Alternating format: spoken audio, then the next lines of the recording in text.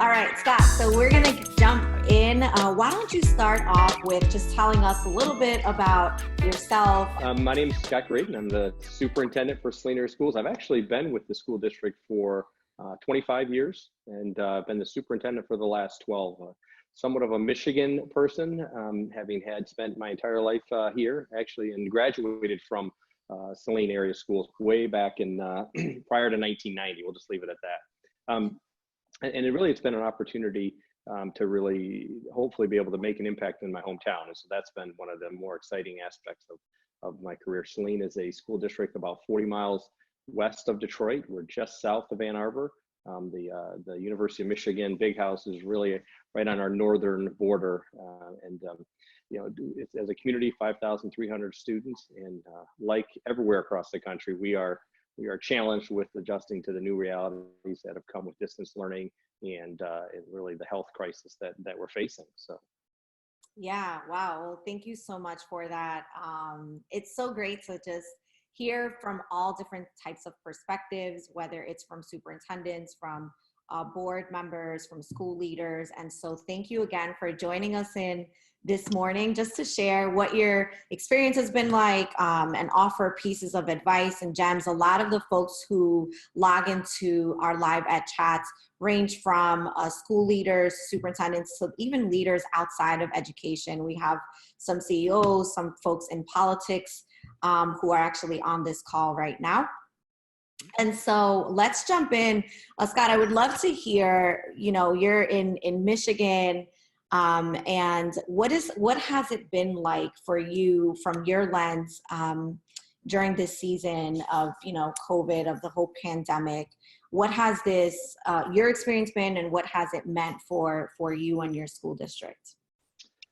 Well, I think the one takeaway that I'm starting to see is that it really is an opportunity for us to model what we say we value in terms of our students in their attributes. And so we talk a lot about making sure that our students are flexible and aren't afraid to fail and willing to take risks and all these kind of grandiose things that we talk about a lot. But many of us as adults are stuck in the structure that is or was school or was how we operated. And so I think being forced into this situation, it has made us all realize, or at least in our organization and myself personally, the need to truly walk the walk of being flexible, of not being afraid to try something and change and pivot quickly because it doesn't work or isn't what you thought it was going to be. And so I think the ability for us to really learn from that idea and model how we want our students to respond. So when our students do something and they don't respond well, I'd like to look at myself as an adult and say, hey, if that same thing happened to me now, I would respond differently perhaps. And being able to really understand, not being so held into certain ideas of how things need to be done, and really being more creative, I think, in terms of what we consider education to be and how we try to deliver our best distance learning. Yeah, that's great. So I love that you brought up this point around flexibility. And good morning to anyone who's just joining us. We have someone who graduated from Central Michigan who's also in here. All right, go Chips! Yeah, my undergrad is from Central. So. Oh, okay. All right. There you go. So with this whole idea of flexibility, what can you bring us down to for you as a superintendent, for school leaders, what does this actually look like? Maybe some things that you all are doing around remaining flexible for your students. You mentioned this is the time to really live by those values of students first. And so what has that looked like for you? And is there any, maybe even advice that you would have for any other superintendent, leader, school leader, community leader who's trying to figure out what is this flexibility going to look like for us? Any pieces of advice there? Yeah, I think that the first part is to acknowledge that school, as we knew it, back, a few months ago, really is predicated a lot of times on control. And there are some aspects of that from a safety standpoint that are important.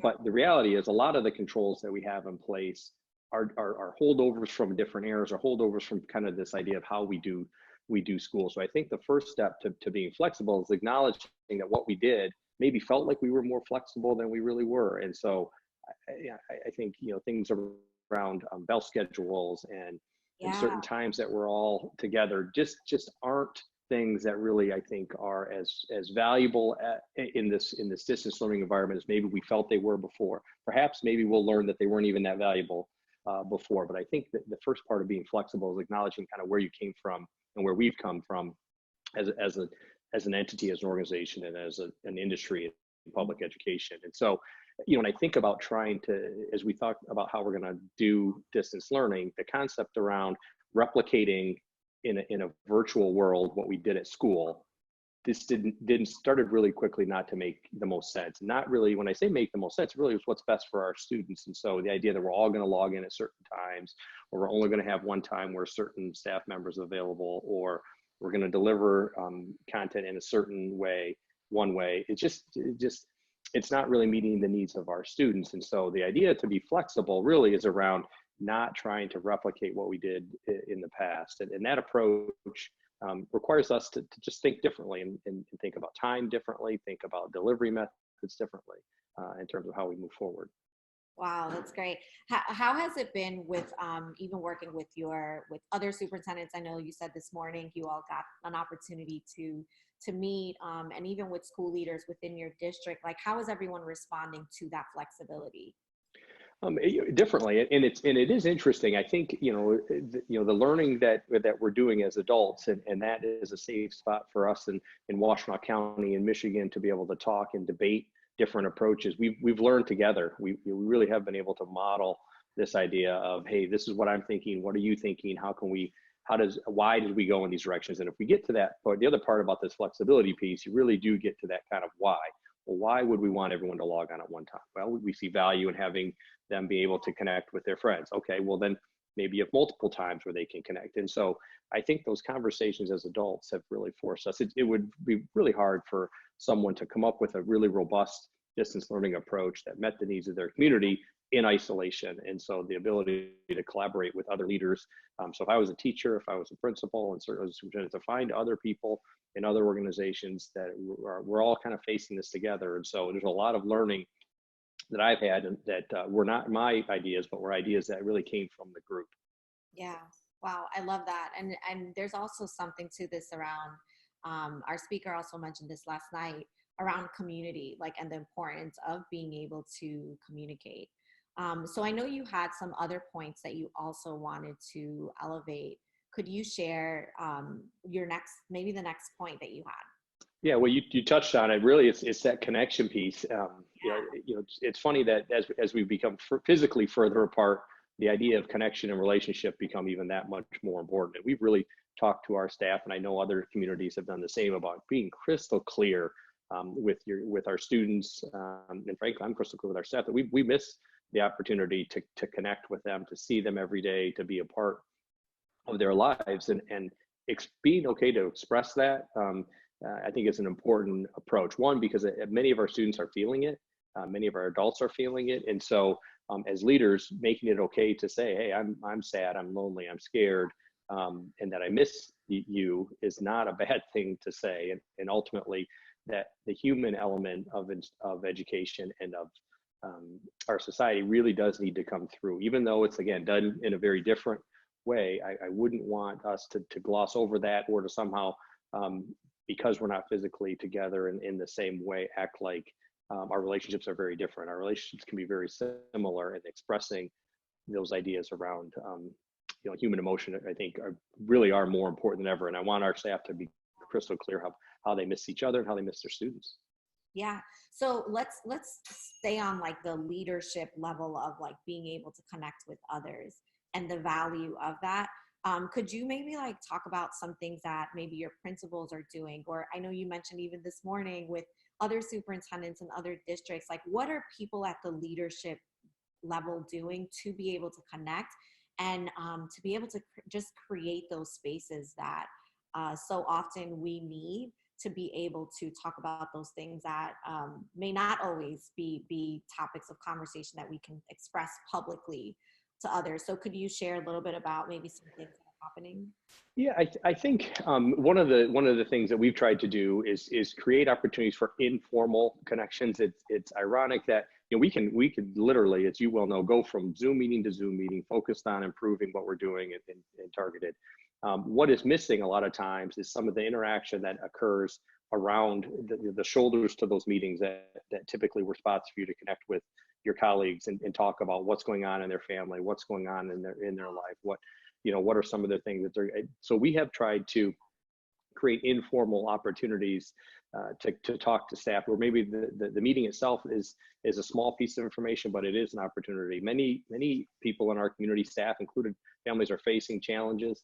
And I think the opportunity to flush those out with the colleagues, that you would be doing that in a teacher's lounge or in an office or on a phone call. I think those are important opportunities for us to almost, I don't say schedule in a way, because I don't want to get back to control, but the idea that you plan for those in ways that allow that to occur. Because I think for us to connect and work on school and work on helping students, we need to continue to be mindful of the fact that we need to connect and share the almost the trauma that we're going through as adults. And Yes. it's an important component to that. Wow, I love that you mentioned that as well. Like as adults as well, we are experiencing the factors and everything that comes with change for ourselves. So speaking of change and speaking of the future, and I know you all you've closed for the remainder of the school year. Yeah, Michigan, we announced that last week officially. Yeah. Okay. So Georgia, there's a lot of different states who I think most states who have canceled school for the remainder of the school year. So what does that mean in terms of like right now or even future? What should we be thinking about that we might not be thinking about right now? Well, I think that in the short term, I think because of the fact that the idea of no more school is, for kids, I think sounds fun for a little bit, and then it becomes disorienting. And so we have tried to look at areas right now around predictability. What isn't changing even when we announce that school is done for the year, to try to create some level of predictability from a student standpoint, and I think ultimately as from a staff standpoint as well. So frequent communication to the staff is something, as a leader, I think you would want to do things that you typically have done. So our principals are doing their weekly newsletters, not only to families to make sure they're connected, but to staff. Even though they're talking probably more with their staff than ever. Some of those things that come out at the same times and the same cadence does allow for some predictability, without hopefully fostering into this kind of control piece. I think for next year, the real component that I want to think about, or have been thinking about, is what are we doing and what have we done in the past as an organization that we should consider not doing. Because next year, the goal for us really is to mitigate what I'm now calling the kind of this lasting impact. If the impact of the lost instruction and the transition is, hopefully fully mitigated by the end of next year, I would be very, very happy. So what are the things that we would plan to do next year that we don't need to consider doing, because we need to focus in on making sure we're addressing the needs of students that we know are going to face an additional learning loss next year. And so I would encourage communities and schools to think about, on some trip aspects, we're talking about suspending those for next year, because that takes a lot of time and energy away from what we want to do in school. And it is a financial burden on some of our parents that we know are going to face challenges next year. So really focusing in doesn't mean narrowing the curriculum per se, but it is taking away some things so that we can focus on meeting the needs of our students in a different, maybe a more targeted approach. Because if this impact builds over years, this loss of time, it really could present problems for our students. Yeah. Well, I love that idea of you talked about two things. One is, how do we plan for the potential like trauma, right, that our students are coming in with? And then also even thinking about your families and economically what it would mean for your families. And so considering things like trips that require families to put additional money towards, and maybe like reallocating or redistributing how you are utilizing your resources. What would it mean for a lot of leaders are really trying to figure out this like trauma piece, this socio-emotional piece? How do we start thinking and maybe reallocating some of our resources, knowing that we're coming out of a crisis, right? And we're humans, and for our families as well as for us as leaders, but really for our kids.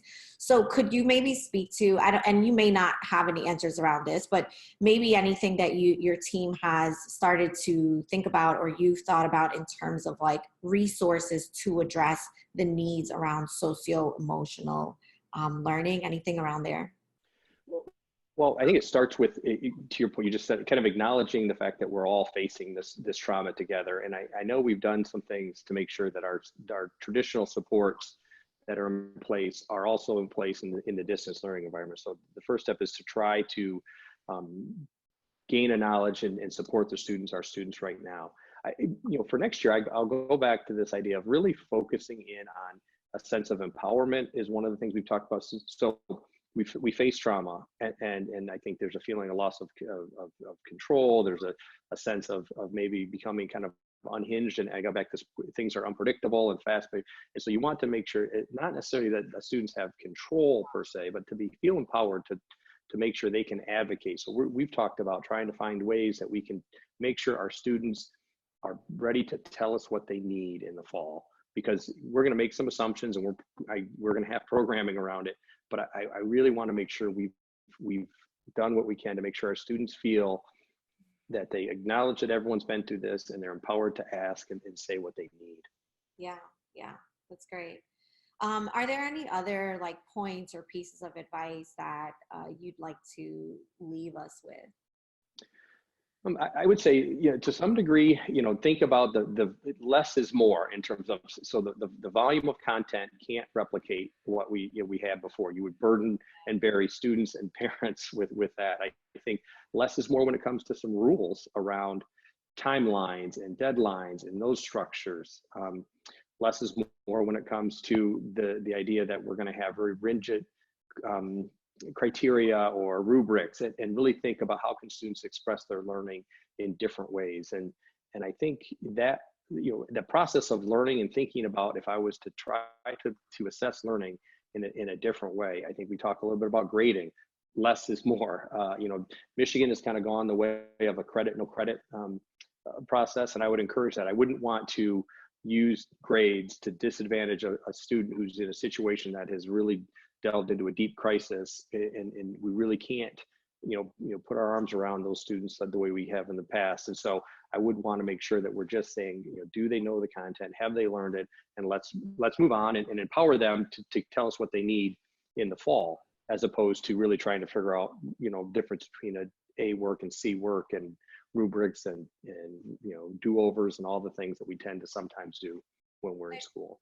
So I've seen a lot of educators also grappling with this whole idea of like, what does that look like, right? Like, yeah, less is more, but could you, there's some folks are saying, hey, well, there's all these demands from the district, or district leaders are like, well, we're just trying to get it right for everyone.